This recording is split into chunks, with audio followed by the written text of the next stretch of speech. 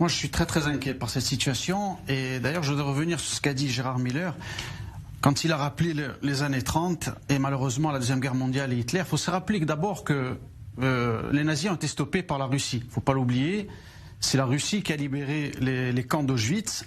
Et aujourd'hui, les nazis, comme je l'ai dit, et j'ai souvent écrit là-dessus, on les trouve en Ukraine dans le régime actuel. Sans parler du passé des Ukrainiens, ce qu'ils ont fait contre les Juifs. Mais aujourd'hui, dans le régime actuel de Kiev, de Zelensky, il y a une adoration du nazisme. On idolâtre quelqu'un comme Bandera, qui était aux côtés d'Hitler pendant la Deuxième Guerre mondiale. Le régiment Azov qui porte des drapeaux nazis sur ses tanks. Donc le nazisme, pour quand même faire un rectificatif par rapport à ce qu'a dit Gérard Miller, il se trouve aujourd'hui sur le régime de Zelensky. Et non, c'est pas Vladimir Poutine ni la Russie serait quand même un comble de traiter de nazis des gens qui ont libéré l'Europe. Et si la France aujourd'hui ne parle pas allemand, c'est quand même grâce à la Russie. Il faudra même recadrer les choses et ne pas l'oublier. Maintenant, concernant cette... Et aussi, surtout les Américains.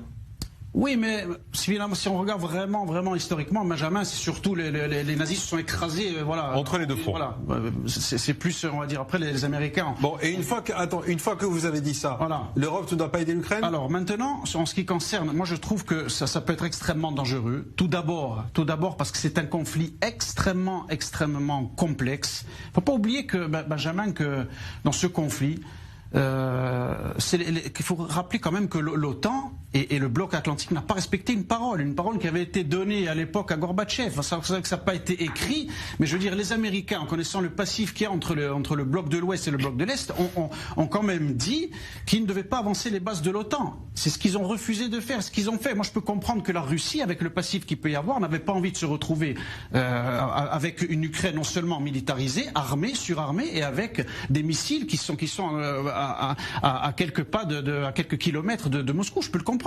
Je vois nous dans quelle situation on est ici. Alors je peux comprendre que Vladimir Poutine à un moment donné a mis un casus belli, a dit stop.